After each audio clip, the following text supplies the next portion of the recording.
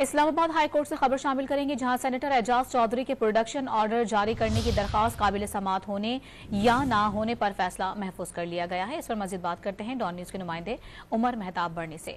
उमर, बताएगा समाअत का अहवाल और फैसला कब तक सुनाया जाएगा, इस हवाले से भी। जी देखें, इस्लामाबाद हाई कोर्ट के जस्टिस मोहसिन अख्तर कियानी ने सेनेटर एजाज चौधरी की सेनेट इजलास में शिरकत के लिए प्रोडक्शन ऑर्डर जारी करने की दरख्वास्त पर समाअत की।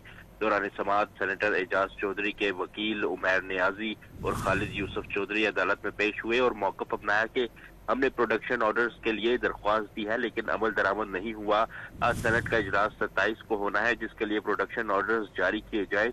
जस्टिस मोहसिन अख्तर कियानी ने रिमार्क्स किए कि ये तो सेनेट की सवाबदीद है कि जिस भी मेंबर को बुला ले, ये सेनेट का अंदरूनी मामला है, ये अदालत ऐसे कोई हिदायत नहीं दे सकती। अगर अदालत आज किसी को बुलाने के लिए हिदायत दे तो कल किसी भी मेंबर को बुलाने की भी हिदायत देनी होगी। वकील ने मौक़िफ़ अपनाया कि सेनेटर एजाज चौधरी पंजाब की नुमाइंदगी करते हैं, शिरकत की इजाजत होनी चाहिए। पहले पार्लियामेंट के मुश्तरका इजलास में शिरकत के लिए स्पीकर ने प्रोडक्शन ऑर्डर्स जारी किए थे, लेकिन अब सेनेट इजलास में शिरकत के लिए प्रोडक्शन ऑर्डर्स जारी नहीं किए जा रहे। चेयरमैन सेनेट को हिदायत दी जाए कि वो प्रोडक्शन ऑर्डर्स जारी करें। अदालत ने इस्तफसार किया कि क्या अदालत चेयरमैन सेनेट को हिदायत दे सकती है?